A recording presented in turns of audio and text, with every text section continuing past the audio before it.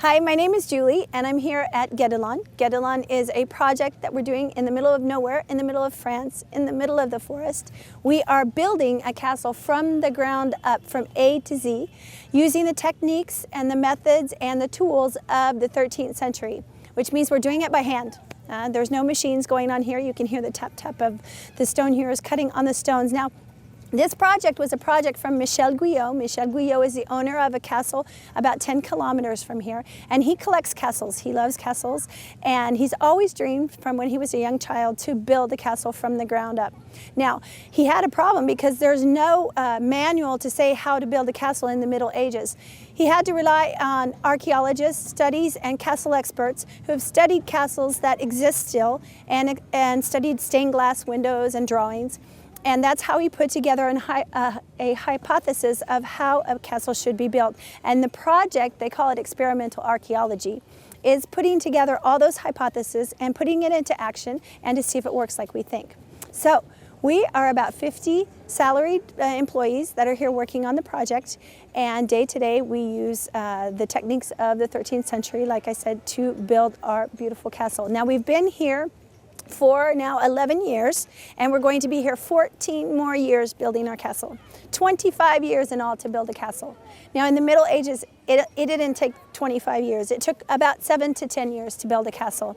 But we're taking our time because, like I said, we didn't know how to build a castle at first. And our project is unique because we stop and talk to the visitors. People can come, can touch the stone, can talk to the workers, can ask how we work, and we explain and explain our project to the public as we work. And that's what makes the project unique. Okay, so as you can see that we are here building our castle stone by stone, cutting the stone by hand. You can see the pieces of stone flying in front of my face. And all the work is done by hand. Now, it's a very exciting time in our castle right now because it's the first time in 11 years that the carpenters are starting to put the roof on the castle. They've waited 11 years to start putting the roof on the castle. And we are also putting roof tiles on the castle. Now, tiles that we have made here on site with the earth from this area. Guédelon is the name of the forest, this area. And we have all the materials that we need here to build our castle. We have stone because it's a stone quarry. We have wood because we're in the middle of the forest. We have clay because there's a lot of clay in the forest, in the ground. And the stone that we use has iron ore in it. So we have iron for the tools. We have everything we need to build our castle. Now, this is the first time, like I said, in 11 years that we've started putting the roof on the castle with the roof tiles that we've made here on the site. We're going to be making over 80,000 roof tiles one at a time and firing them here in the forest to build the castle, okay? And the reason it's exciting is because this is the first time in 11 years that we have stone, wood, and earth in our castle. So we've taken all of the natural elements and put them together. Now we're in front of what we call the squirrel cage. Now, this is a medieval machine. It's actually a medieval crane. This is what they're going to use to lift up the stones and the mortar, anything very heavy. Because the way this works is we put someone inside and they walk. They are the motor for the cage.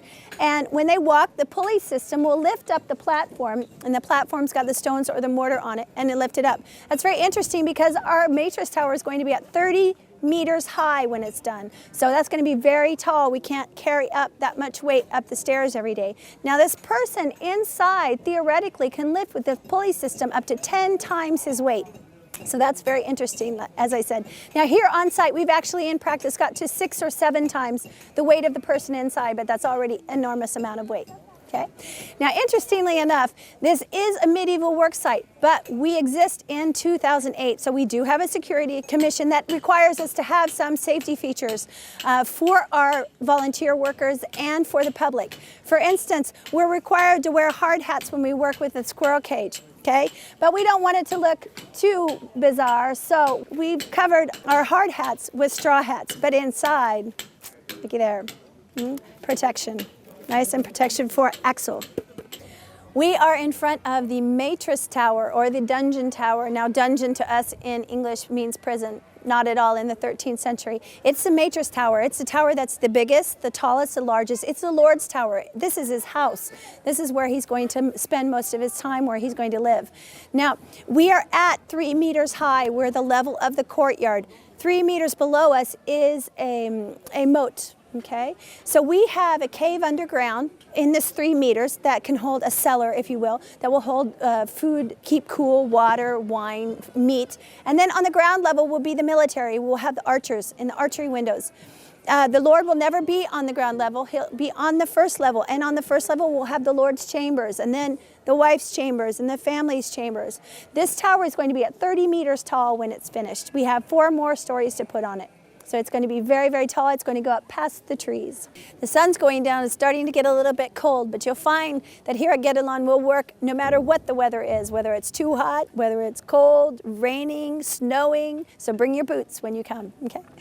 We are in front of now, it's called the Logis Seigneurial in French. That means the Lord's lodging, okay? Now it's not where he's going to live, but where he's going to have his grand hall. That's where he's going to receive everybody from the village that comes to visit him or comes to ask for justice or to pay their taxes. But on the ground level, too dangerous for the Lord. We're going to have the cellar and the kitchen. Okay. Above, we're going to have a grand hall with 5 big Gemini windows. That's going to let a lot of light because we're on the south side in the courtyard.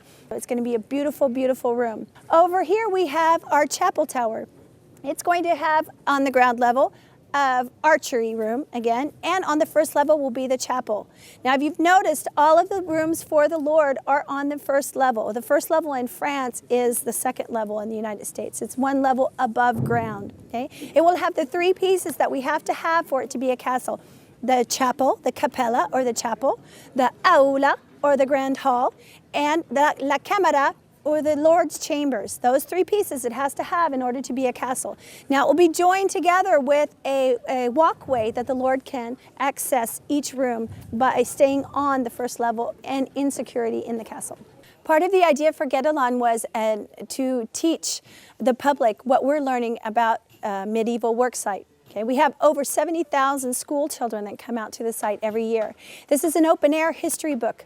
They do their field trips. They come here when they're studying the Middle Ages and the 13th century. Now we're standing in front of the postern door. This is the back door to the castle. And what we teach about this castle is it is a Philippian castle. That means that it was named after a certain Philippe Auguste who built a certain style of castle. He standardized castles in France. And his idea was to build the perfect castle, a castle that no one could get in. Now there's different ways to attack a castle. One of them might be this door. But we learn here at Guédelon is that there are a lot of booby traps or tricks that are going to help defend the castle. We call those architectural military tricks. For instance, this doorway that you see is very, very small. So if someone wanted to attack the castle by this door, they would have to go in one at a time. Now, while they're standing out here, we're in the moat. While they're standing out here in the moat, which would be a dry moat filled with branches, bushes, brambles, anything that intermingles and intertwines, they're going to be watched by an archery window over here. So even if they're waiting to get in this door, they're going to receive arrows in their back. They're going to receive stones on their heads. And once they get through the door, they're going to realize there's another archery window in front of them with a person with a crossbow behind it. So lots and lots of architectural military tricks that help protect the castle and defend the castle. So well defended that they didn't need hundreds and hundreds of warriors to defend these castles. Only about 15. We're here at the stone hewer station, and we're here with Jean-Francois. He is using a massette and a brush to hew his stone. He's working on limestone. Normally we have ferruginous sandstone here on the site. We import the limestone though because in 1239, that's the year that we're in right now, 1239, it was very popular to mix the stones because of their color difference. It made it very pretty in the castle. Okay. Once he gets done hewing his stone, he's going to mark his stone with his signature or a symbol. And that way we know that it was Jean-Francois that we need to pay. In the Middle Ages, the stone hewer was the best paid on the site. We're in the rock quarry now. I said we got all of our materials here on site. What we found here when we came to Guédelon, Guédelon is the name of this area, the name of the piece of land and of the forest. What we found was a quarry that was abandoned in the 1950s. So when we got here, there was nothing here except a hole in the ground. Now in this quarry, we have ferruginous sandstone. That means there's iron ore in it. It's sedimentary, it's in layers. It dates to 70 million years ago. Okay, there's lines of color. The black is the iron ore. They've got ochre and sand. So it's pretty easy to break these stones open. All they do is find the line in the stone, carve little holes in the facade of the stone, put a metal wedge in there and hit it with a sledgehammer, and it breaks perfectly flat. So that's very nice to build with. They can build with stones that are irregular, the ones that we just break and put in the walls, or regular stones, the ones that the stone hewers are going to cut into certain shapes. Now the best stones they're going to use for the exterior of the walls, and the other stones are the rubble they're going to use to fill in the walls. Because our walls are 2.3 meters thick with nice stones on the exterior and the interior, and then stones filling them in. Now in between the two layers of wall, they call it a sandwich wall. They put the stones vertically, very difficult to crack open, so that's going to reinforce the walls. Now at this time, we're reinforcing our walls against a catapult. Okay? A catapult throws a stone in a curve. 100 years later, in the 14th century, when the cannon is invented, that throws the force directly. That's when the building's going to change. The materials are going to change, and they're going to reinforce the walls.